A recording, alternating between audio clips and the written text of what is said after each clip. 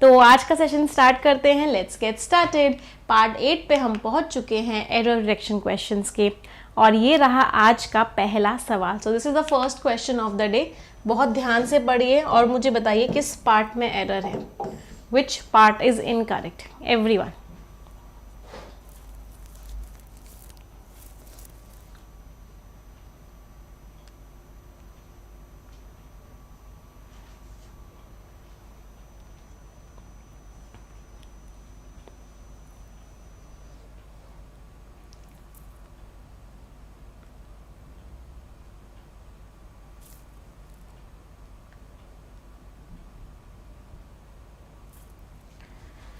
चलिए, the time is up, time over हो चुका है। देखते हैं इस क्वेश्चन को किस पार्ट में एरर है। दुख की बात क्या है?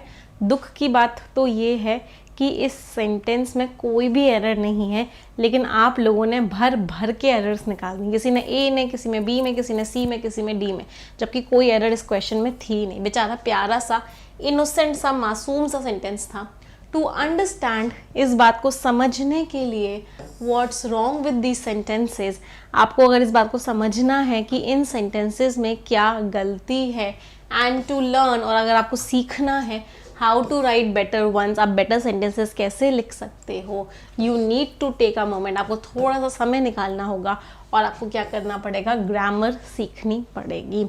इस पूरे के पूरे सेंटेंस में कोई भी एरर नहीं था।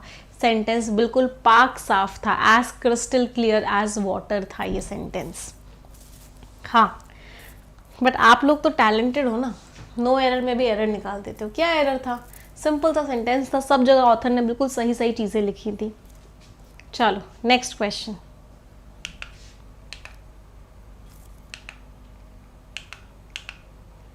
एक सेकंड, टिक ही नहीं रहा सेकंड पे, क्या हो गया भाई? रुक गया। चलो अगला सवाल।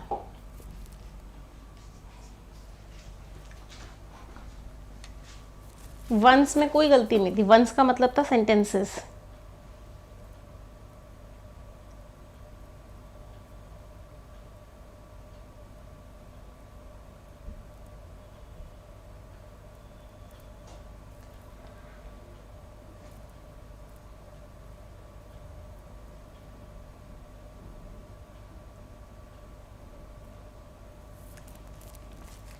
चलिए, द टाइम इज अप। इस क्वेश्चन को करने के से पहले एक कॉन्सेप्ट पढ़ लेते हैं। अगला कॉन्सेप्ट हमारा क्या है? What is the next concept? अगला कॉन्सेप्ट है हमारा कि जब भी आपको टाइम्स वर्ड लिखा हुआ हो, कौन सा वर्ड लिखा हुआ हो बेटा? जब भी आपको टाइम्स दे रखा हो, टाइम्स का मीनिंग क्या हो? गुना। सही लिखा है मैंने? गुना। इतने गुना, 3 गुना, 4 गुना, 5 गुना, 6 गुना, 7 गुना, 8 गुना। तो जब भी आपके साथ में शब्द हो टाइम्स और इसका मीनिंग हो गुना, तो आप इसके साथ कभी भी कंपैरेटिव डिग्री का इस्तेमाल नहीं कर सकते, क्योंकि टाइम्स ने ऑटोमेटिकली कंपैरिजन कर दिया, तो हम कभी भी कंपैरेटिव डिग्री का इस्तेमाल नहीं कर सकते। मतलब हम harder, stronger, easier, more beautiful, better, इन सारे शब्दों का इस्तेमाल नहीं कर सकते। हमें क्या करना होता है उस केस में? हमें पॉजिटिव डिग्री लगानी होती है। पॉजिटिव डिग्री का मतलब क्या है? बेटर नहीं गुड आएगा, ईजियर नहीं ईजी आएगा, फास्टर नहीं फास्ट आएगा, हार्डर नहीं हार्ड आएगा। तो मतलब हम क्या लगाएंगे? हम पॉजिटिव डिग्री लगाएंगे। 120 rules of grammar. So the population of this town is, इस टाउन की जो पॉपुलेशन है इज अबाउट, कितनी है? 5 गुना है। तो लार्जर नहीं आएगा, क्या आएगा? As large as. 5 गुना है किससे? उस विलेज से। तो लार्जर देन वर्ड नहीं आएगा। तो आप क्या करोगे? The population of this town is about 5 times as large as that of the village which lies on its outskirts. वो विलेज जो इसके बाहर की तरफ है उससे कंपेयर करें तो इसकी जो पॉपुलेशन है वो उससे 5 गुना ज़्यादा है। सो विच पार्ट इज इनकरेक्ट? किस पार्ट में एरर हो गया? बी पार्ट में एरर है। कितने लोगों का सही निकला answer? I hope many of you. चलो आगे बढ़ते हैं। हाँ, आज मैं बाल कोम नहीं कर पाई, एक्चुअली कल हम कहीं गए थे तो मेरे घर के 2-3 जो कोम थे वो सब गाड़ी में चले गए, और अब गाड़ी आज है नहीं है, तो I don't have a comb at my house today. इस वजह से आज मैं बालों को नहीं कोम कर पाई और इस वजह से आप लोगों को थोड़ी सी अजीब लग रही होंगी। चलो अगला क्वेश्चन, और ये रहा टाइमर सभी के पास।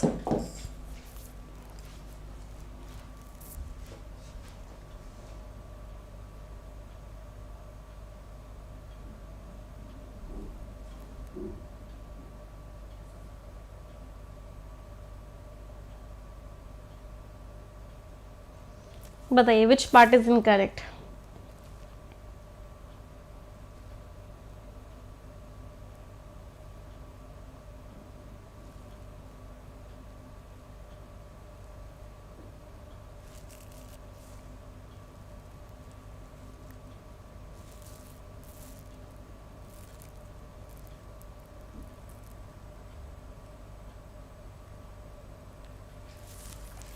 चलिए द टाइम इज अप। इस क्वेश्चन के लिए सबसे पहले एक कॉन्सेप्ट पढ़ लेते हैं, और कॉन्सेप्ट क्या है आज का।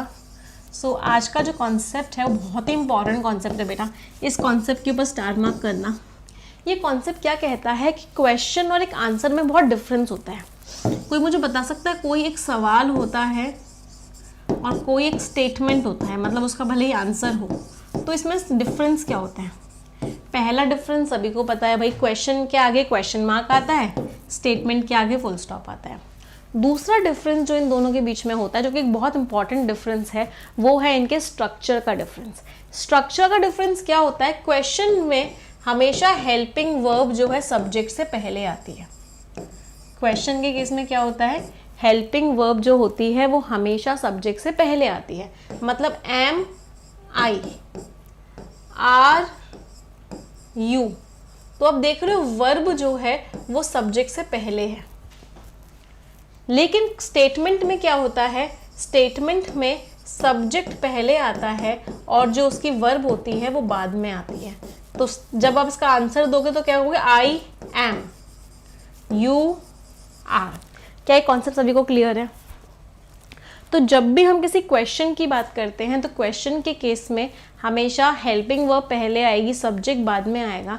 जब भी हम आंसर की बात करेंगे तो आंसर के केस में हमेशा सब्जेक्ट पहले आएगा, हेल्पिंग वर्ब बाद में आएगी। चलो अब इस क्वेश्चन को देखते हैं। As she brushed by him, जैसे वो उससे ब्रश्ड बाय हिम का मतलब क्या होता है, हल्का सा टच होते हुए निकल जाना।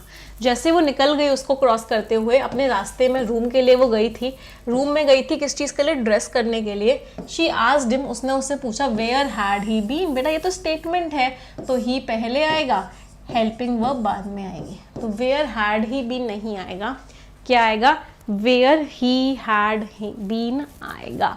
सो which part is incorrect, D part is incorrect. Had he been की जगह क्या आएगा, ही हैड बीन आएगा। कोई दिक्कत किसी को। अच्छा मुझे ड्रेस का पार्ट ऑफ स्पीच बता सकते हो आप। यहाँ पे वो क्या करने के लिए गई, ड्रेस करने के लिए गई। तो यहाँ पे ड्रेस नाउन नहीं है, यहाँ पे ड्रेस क्या है, टू के साथ ड्रेस लग रहा है, ये वर्ब है, क्योंकि ये एक्शन दिखा रहा है। वो क्या करने गई, वो ड्रेस करने के लिए गई, अपने आप को रेडी करने के लिए गई। तो to dress, dress is what, dress is a verb over here. एक रिक्वेस्ट करूंगी, 1700 बच्चे हैं बट लाइक्स केवल 600 हैं, ऐसा क्यों। 1700 बच्चे हैं, 1700 लाइक्स भी होने चाहिए। सभी को रिक्वेस्ट करूंगी जल्दी से लाइक कर दो इस वीडियो को और शेयर कर दो। सभी लोग तुरंत के तुरंत शेयर करेंगे। चलो अगला क्वेश्चन, बताइए कि विच पार्ट इज इनकरेक्ट।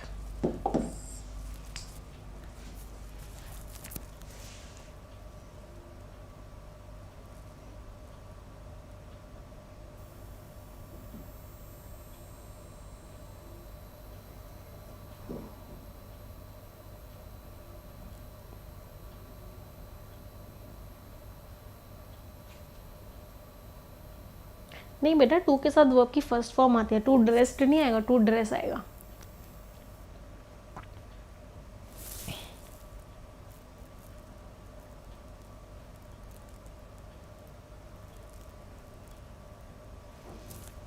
आज मुझे लग रहा है सभी लोग तुक्के लगा रहे हैं जय माता दी के नाम पे। मैम जय माता दी सी, मैम जय माता दी डी, ऐसा कितने लोग कर रहे हैं भाई। तुक्के वुक्के नहीं लगाने, कॉन्सेप्ट को समझ के आंसर मार्क करना है। चलो बड़ा प्यारा कॉन्सेप्ट है अगला फिर से।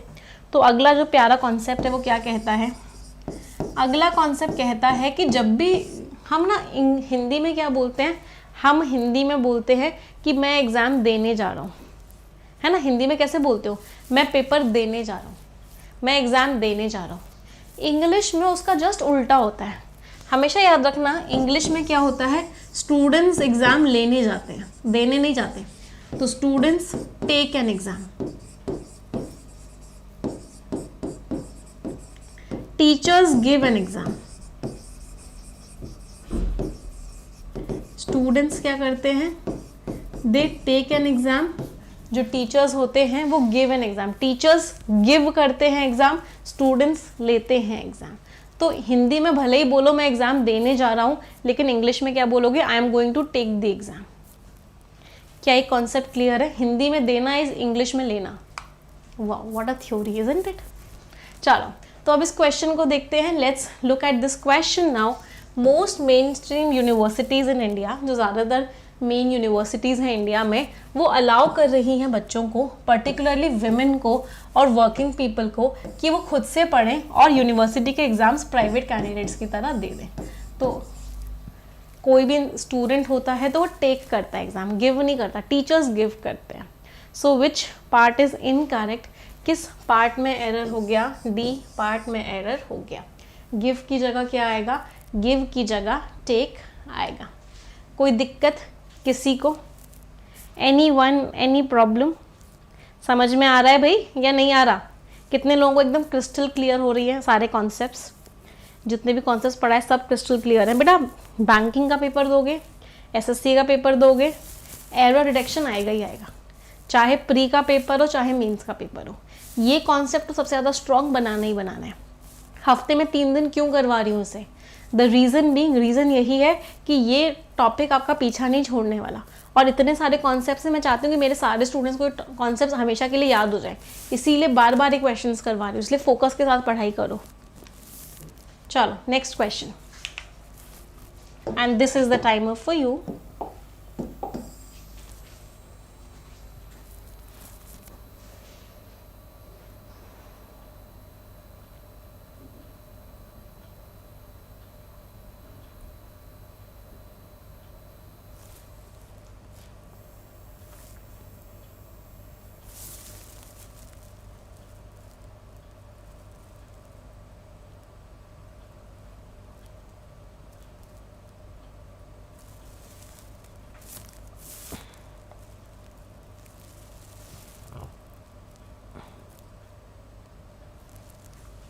हाँ जी, विच पार्ट इज इनकरेक्ट? किस पार्ट में एरर है?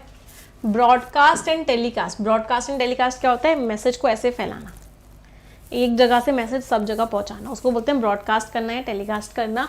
इनको गेम चेंजर्स माना जाता था कि ये एजुकेशन हर बच्चे तक पहुंचा देंगे। ब्रॉडकास्ट टेलीकास्ट से क्या होगा? एजुकेशन जो है हर बच्चे तक पहुंच जाएगी। दे वर एस्पाउस्ड, एस्पाउस्ड मीन्स उनको माना जाता था क्या? टू बी द, दवा लगा हुआ है, कौन सी डिग्री लगाऊं? विच degree will come? Superlative degree will come. कौन सी डिग्री आएगी? Superlative degree. जब भी द लगाते हैं तो सुपरलेटिव डिग्री आती है, देन लगा होता है तो कंपैरेटिव डिग्री आती है, एज और एज लगा होता है तो पॉजिटिव डिग्री आती है। तो यहाँ पे क्या आएगा? To be the cheapest way, वो सबसे सस्ता तरीका है किस चीज़ का? क्वालिटी एजुकेशन के एक्सेस को बढ़ाने का। क्वालिटी एजुकेशन सब जगह पहुंच पाए, उसका सबसे चीपेस्ट और सबसे अच्छा तरीका क्या है? इस तरीके से क्लासेस को टेलीकास्ट करना। अब मैं दिल्ली में हूँ, आप लोग अलग अलग जगहों पे हैं, फिर भी आप ये सब क्लासेस से पढ़ पा रहे हैं, किसकी वजह से? ब्रॉडकास्टिंग एंड टेलीकास्टिंग की वजह से। कोई दिक्कत? चलो नेक्स्ट क्वेश्चन, और ये रहा टाइमर सभी के पास।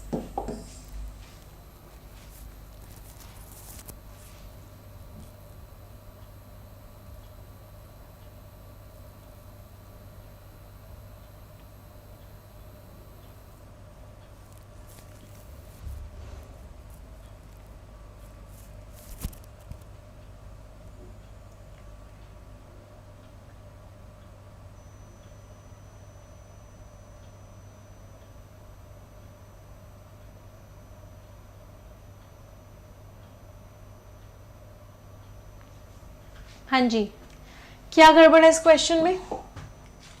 Technology enabled and mediated digital learning. जो अब डिजिटल लर्निंग हो रही है, जो टेक्नोलॉजी की हेल्प से हो रही है, इन चीज़ों के बीच में आने से हो रही है। इस प्रोजेक्टेड, इसको हम हायर एजुकेशन का फ्यूचर मान रहे हैं। टेक्नोलॉजी से अब जो पढ़ाई होगी ये क्या होगा, हायर एजुकेशन का फ्यूचर होगा। सच लर्निंग इज, ऐसी लर्निंग इज, देखो लर्निंग नाउन है, लर्निंग क्या है, ऐसा माना जा रहा है कि ये जो लर्निंग है, जो शब्द नाउन के बारे में बात करता है वो वर्ड एडजेक्टिव होता है। नाउन के बारे में बात करने वाला शब्द क्या होता है, एडजेक्टिव होता है। तो यहाँ पे सपोजिडली नहीं आएगा, यहाँ पे क्या आएगा, सपोज्ड आएगा। सपोज्ड एडजेक्टिव होता है, सपोजिडली तो एडवर्ब होता है। तो क्या मान रहे हैं, ये जो लर्निंग है इसको हम सपोज कर रहे हैं क्या, कि इससे क्या होगा, face to face formal education खत्म हो जाएगी। जो फेस टू फेस वाली एजुकेशन है वो क्या होगी, खत्म हो जाएगी। या फिर आप इसको ऐसे भी समझ सकते हो, इनफैक्ट ये एडजेक्टिव भी नहीं यूज होगा, ये ना पैसिव वॉइस है। ये क्या है, पैसिव वॉइस है। लर्निंग को सपोज किया जाता है, इसको माना जाता है। जब कोई काम किसी के द्वारा किया जाता है तो पैसिव वॉइस होता है। तो यहाँ पे वर्ब की थर्ड फॉर्म आएगी, वर्ब की थर्ड फॉर्म आएगी, मतलब क्या आएगा, सपोज्ड आएगा। सच लर्निंग इज सपोज्ड, इस लर्निंग को क्या माना जाता है कि इससे क्या होगा, face to face formal education खत्म हो जाएगी। कोई दिक्कत किसी को? So which part is incorrect, C part is incorrect. Ma'am यहाँ पे आर क्यों नहीं आया, क्यों आर आएगा बेटा, learning is the subject. Subject क्या है, लर्निंग है, सिंगुलर है या जेरेंड है, V1 + ing है, नाउन की तरह इस्तेमाल हो रहा है, तो इस आएगा, आर नहीं आएगा। ये तो एडजेक्टिव्स हैं, एडजेक्टिव के ऊपर थोड़ी ना आता है, ये एडजेक्टिव है, ये कोई दो नाउन थोड़ी ना है जो एंड से कनेक्टेड है, नहीं, वर्ब नाउन के हिसाब से आती है, नाउन एक ही है यहाँ पे लर्निंग, तो क्या आएगा, इज आएगा, आर नहीं आएगा। क्लियर सभी को? चलो next question, timer for you.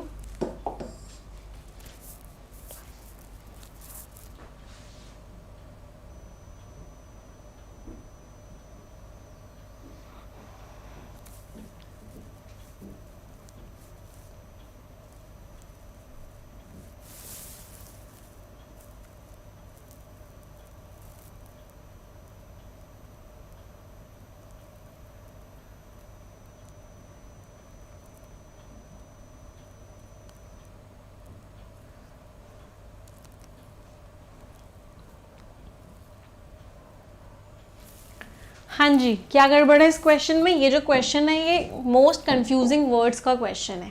3 शब्द होते हैं, एक होता है एंश्योर, एक होता है अश्योर और एक होता है इंश्योर। एंश्योर का मीनिंग होता है किसी चीज़ की गारंटी लेना, आप गारंटी लेते हो, आप चेक करोगे वो चीज़ हो रही है या नहीं हो रही है। अश्योर का मीनिंग होता है किसी को कन्विंस करने की कोशिश करना, किसी को कोई वादा करना, मैं आपको अश्योर करता हूँ कि मैं बहुत पढ़ाई करूँगा। इंश्योर वर्ड का मीनिंग होता है अगर कोई प्रॉब्लम हुई तो पैसा भी मिलेगा, कॉम्पेंसेट करना। अगर गाड़ी का एक्सीडेंट हो गया, गाड़ी में कोई भी नुकसान हुआ तो इंश्योरेंस कंपनी ने उसको इंश्योर किया हुआ है, इंश्योरेंस कंपनी क्या करेगी, पैसा भी देगी। चलो अब इस क्वेश्चन को देखते हैं। नो वंडर, इसमें कोई चौंकने वाली बात नहीं है कि जो स्ट्रॉन्गेस्ट प्रोपोनेंट्स हैं, जो सपोर्ट करते हैं सबसे ज़्यादा ऑनलाइन और वर्चुअल एजुकेशन को, उनको लगता है कि ऐसे जो प्रोग्राम्स हैं इनको बहुत ज़्यादा चेक करने की ज़रूरत है, बहुत रूल्स एंड रेगुलेशन स्ट्रिक्ट बनाने की ज़रूरत है और बहुत ही ज़्यादा स्ट्रॉन्ग प्रोसेस बनाने की ज़रूरत है, जिससे किस बात की गारंटी ले सके कि स्टैंडर्ड्स भी अच्छे हों और स्ट्रॉन्ग क्वालिटी कंट्रोल भी हो। रोबस्ट का मीनिंग क्या होता है, स्ट्रॉन्ग। तो ये सब लोग मानते हैं जो ऑनलाइन एजुकेशन में है कि ऑनलाइन एजुकेशन में स्टैंडर्ड्स बहुत हाई होने पड़ेंगे, चेक्स बहुत स्ट्रॉन्ग लगाने पड़ेंगे, जिससे कि बच्चों को क्वालिटी एजुकेशन मिल सके। So which part is incorrect, D part is incorrect. Ensure की जगह क्या आएगा, इंश्योर की जगह एंश्योर आएगा। कोई दिक्कत किसी को? स्ट्रिक्टर, ज़्यादा स्ट्रिक्ट, ओवरसाइट, ओवरसाइट मीन्स नज़र रखना, स्ट्रिक्टर मीन्स बहुत ही ज़्यादा कठोर नज़र रखना। चलो नेक्स्ट क्वेश्चन पे आते हैं, अगला क्वेश्चन सभी की स्क्रीन पे, और ये रहा टाइमर।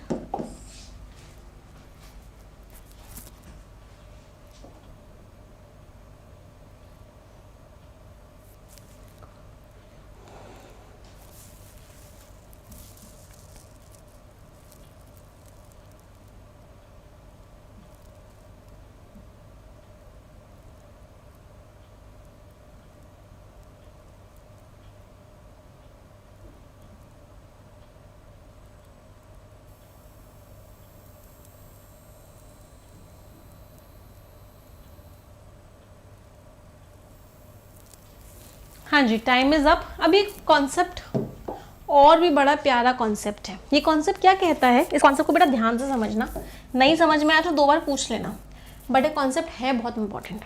देखो, हमारे कुछ वर्ड्स होते हैं जैसे नॉट ओनली बट ऑल्सो, जैसे ईदर और, जैसे नीदर नॉर। तो हमारे ये जो वर्ड्स होते हैं ये पैरेलल स्ट्रक्चर्स फॉलो करते हैं। इसका मतलब क्या होता है मैडम कि पैरेलल स्ट्रक्चर्स क्या होता है? पैरेलल स्ट्रक्चर्स का मतलब होता है कि जो सेंटेंस का स्ट्रक्चर इसके बाद होगा वही सेंटेंस का स्ट्रक्चर इसके बाद भी होगा। मतलब जितनी वैल्यू इसकी है उतनी वैल्यू इसकी भी है। तो जो सेंटेंस का स्ट्रक्चर इसके बाद आएगा वही सेंटेंस का स्ट्रक्चर इसके बाद भी आएगा। और अगर कुछ चीज़ इनसे पहले आती है तो वो दोनों के लिए कॉमन होती है। अगर कोई चीज़ इससे पहले आती है तो वो क्या होती है? दोनों के लिए कॉमन होती है। फॉर एग्जाम्पल, इसको सेंटेंस से समझते हैं, ऐसे समझ में नहीं आएगा। मैंने एक सेंटेंस लिखा, Ram speaks not only Hindi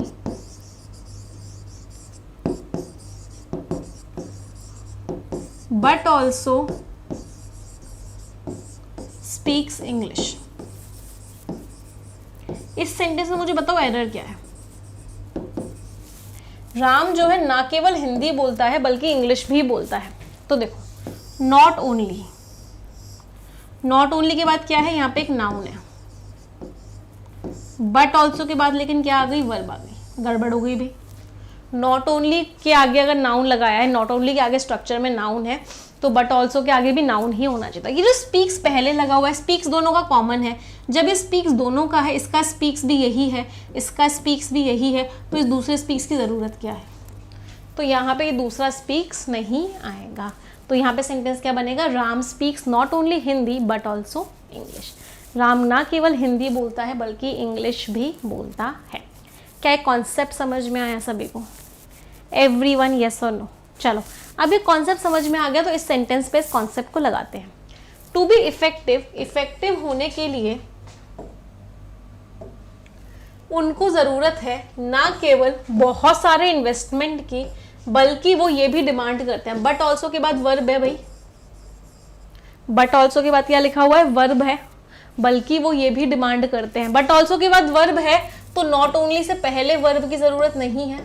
दोनों की वर्ब अलग अलग है, तो ये वाली वर्ब पहले वाले क्लॉज की है, मतलब ये वाली जो वर्ब होगी वो यहाँ पर आएगी। ये वाली वर्ब कहाँ पर आएगी? यहाँ पर आएगी। माय मिस्टेक, यहाँ नहीं, यहाँ आएगी। क्या समझ में आया? ये नॉट ओनली की वर्ब थी, ये बट ऑल्सो की वर्ब थी। दोनों की वर्ब अलग अलग थी, तो क्या कॉमन लगा सकती हूँ दोनों की वर्ब? अगर पहले लगा दी इसका मतलब है दोनों की कॉमन है। दोनों की कॉमन हो ही नहीं सकती क्योंकि इसकी तो अपनी अलग है, इसकी अपनी अलग है, तो इसकी भी अपनी अलग होनी चाहिए क्योंकि दोनों की जो वैल्यू होती है वो सेम होती है, नॉट ओनली की बट ऑल्सो की। तो बट ऑल्सो की अगर वर्ब अपनी है तो नॉट ओनली की भी अपनी खुद की वर्ब होनी चाहिए। तो इसका मतलब ये रिक्वायर यहाँ से उठ के यहाँ पर आएगा। That means which part is incorrect? किस पार्ट में एरर है? ए पार्ट में एरर है। नहीं बेटा, डिमांड को हटा नहीं सकते आप, किसी वर्ड को गायब नहीं कर सकते आप, सेंटेंस का मीनिंग नहीं चेंज कर सकते। आपने अगर डिमांड को हटा दिया तो कौन सी चीज़ है? एक्सपेंसेस। क्या आप वर्ब को हटा नहीं सकते सेंटेंस से? आप सेंटेंस का मीनिंग बदलने का हक नहीं रखते हो। ऑथर ने गलती करी है ग्रामर में, ऑथर का मीनिंग बदल नहीं सकते आप। क्या सभी को क्लियर है? तो क्या हुआ? इफेक्टिव होने के लिए ना केवल उनको बहुत ज़्यादा पैसा इंफ्रास्ट्रक्चर में लगाना पड़ेगा, बल्कि उनको बहुत सारे एक्सपेंसेस करने होंगे कंटेंट डेवलपमेंट में भी, और उनको लगातार अपडेट करने में और अपग्रेड करने में। So which part is incorrect? A part is incorrect. Significantly क्यों आया बेटा? ये एडजेक्टिव है, एडजेक्टिव के बारे में जो वर्ड बताता है वो एडवर्ब होता है, इसलिए सिग्निफिकेंटली आया। क्लियर सभी को? सिग्निफिकेंट नहीं आएगा बेटा, एडजेक्टिव नहीं आएगा। एडजेक्टिव के बारे में जो शब्द बताता है वो एडवर्ब होता है। चलो अगला क्वेश्चन, टाइमर फॉर यू।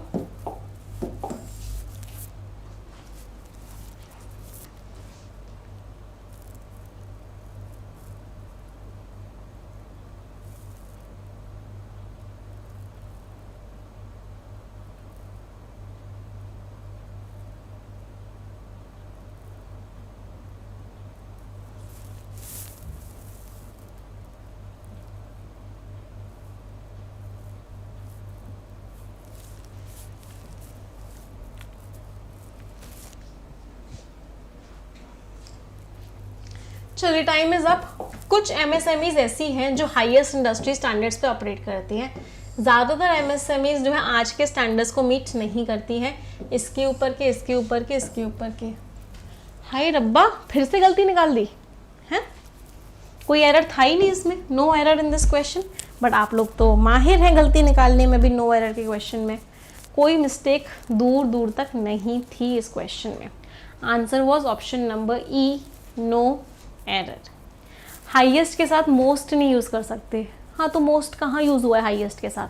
ये हाईएस्ट इंडस्ट्री स्टैंडर्ड्स है और ये मोस्ट कंपनीज के लिए लगा है।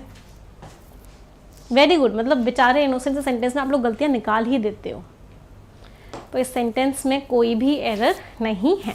अच्छा, सभी को पता है जितने भी बच्चे कमेंट करते हैं उनमें से कुछ बच्चों को सिलेक्ट करते हैं और उन बच्चों को बुक्स भेजी जाती हैं। तो पहले तो मैं आज के होमवर्क क्वेश्चन के बारे में आपको बताती हूँ। आज का होमवर्क क्वेश्चन यही है कि आपको एंश्योर, अश्योर और इंश्योर के बीच में डिफरेंस बताना है। इन तीनों शब्दों का मीनिंग बताना है। तो आज का होमवर्क क्वेश्चन है एंश्योर, अश्योर और इंश्योर के बीच में इनका आप मीनिंग बताएंगे। दूसरी इंपॉर्टेंट बात, जो पिछली क्लास के बच्चे हैं जिनको बुक्स भेजी जा रही हैं उन बच्चों का मैं नाम बता देती हूँ जिन बच्चों ने सही आंसर दिया था कमेंट में। Just give me a second, 2 minute रुको, नेट शायद थोड़ा सा स्लो चल रहा है। चलने दो, कोई बात नहीं। जब तक आगे की बात बता देती हूँ, लास्ट में उन बच्चों का नाम बताऊंगी जब तक ये लोड हो जाए। एक स्पोकन इंग्लिश का महासंग्राम 3.0 लॉन्च हो रहा है। सभी को पता है, जितने बच्चे मुझसे कंप्लीट स्पोकन इंग्लिश पढ़ना चाहते हैं। स्पोकन इंग्लिश में हम डिफरेंट क्या करते हैं, पहले मैं आपको बता देती हूँ कि आपकी 2 जूम क्लासेस होती है, फेस टू फेस क्लासेस होती हैं। इसमें जूम क्लासेस आप भी बोलोगे, टीचर भी बोलेगा, इंग्लिश एक्सपर्ट्स के द्वारा हफ्ते में 2 मेरी लाइव क्लासेस होती हैं। और हर दिन आपको हर हफ्ते आपको 2 वीडियोस मिलती हैं और एक दिन आपका क्विज होता है। तो हर हफ्ते ये चीज़ होती है। कैन यू इमेजिन अगर हर हफ्ते ये चीज़ हो और ऐसी चीज़ 3 महीने तक हो, तो ऐसी कोई चीज़ है जो आपको इंग्लिश में स्ट्रॉन्ग ना बना पाए? बिल्कुल नहीं। तो स्पोकन इंग्लिश का कोर्स हमारा ये सब देता है आपको 3 मंथ्स के लिए बैक टू बैक। अगर आप लेते हैं महासंग्राम 3.0 स्टार्ट हो चुका है निमिषा बंसल एप्लीकेशन पे। एक और इम्पॉर्टेंट चीज़ क्या है, क्योंकि नवरात्रि है आज और कल के लिए, इस पर हम 25% का डिस्काउंट दे रहे हैं। तो अगर कोई भी स्टूडेंट है जो स्पोकन इंग्लिश पढ़ना चाहता है मुझसे, कंप्लीट इंग्लिश पढ़ना चाहता है, ये जूम क्लासेस अटेंड करना चाहता है, लाइव क्लासेस अटेंड करना चाहता है, क्विज अटेंड करना चाहता है रेगुलरली, इसके बाद सर्टिफिकेशन कोर्स भी होता है, उसमें सर्टिफिकेट्स भी मिलते हैं, तो आप स्पोकन इंग्लिश का कोर्स ले सकते हो। 10 तारीख से स्टार्ट हो रहा है। ऑफर सिर्फ आज और कल का ही है, जिसमें आपको 6 अक्टूबर तक का ऑफर है, जिसमें आपको 25% डिस्काउंट मिलेगा कोड फेस्टिव लगा के। इस कोड को लिख लो, फेस्टिव। कोई डाउट हो, कोई क्वेरी हो स्पोकन कोर्स से रिलेटेड, तो इस नंबर पर व्हाट्सएप करके आप पूछ सकते हो। 9953592800 ये हमारा व्हाट्सएप नंबर है। इस पे आप कांटेक्ट करके पूछ सकते हो। ठीक है, चलो अब मैं बता देती हूँ। हाँ, ओपन होगी क्लास। हाँ, विनर्स के नाम बता देती हूँ पिछली क्लास के, जिन्होंने सही आंसर्स दिए थे। तो पिछली अचीवर सीरीज़ की क्लास हुई थी, उसमें 2 बच्चे हैं जो विनर्स हैं। पहला है Anshika Shivhare and second is Abhishek Raikwar. ये दोनों बच्चे मुझे मेल करेंगे। एक स्क्रीनशॉट ज़रूर भेजना कि वो कमेंट आप ही ने किया था। टीम आपको कांटेक्ट करेगी और आपको आपकी बुक्स दे देगी। ठीक है, चलिए तो आज का सेशन यहीं एंड करेंगे। इसका प्राइस 2000 रुपीज़ है। 2000 में 25% का डिस्काउंट हो जाएगा, तो लगभग 1500 रुपये का आपको पड़ेगा 3 मंथ्स का। ठीक है, चलो तो आज का सेशन यहीं एंड करते हैं। 3 सेंटेंसेस सभी लोग मिलके बोलेंगे, 1 2 3 एंड गो। इस टेलीग्राम चैनल को ज्वाइन कर लेना, इस पर आपको PDF मिल जाएगा। English is a very easy language. I am very good at English and I'll definitely get my dream job. Thank you everyone. Bye bye. Take care. Stay blessed and tata. कोई भी doubt हो तो इस number पे WhatsApp करके call करके पूछ लो, team आपको बता देगी। चलिए, ओके, बाय बाय एवरीवन।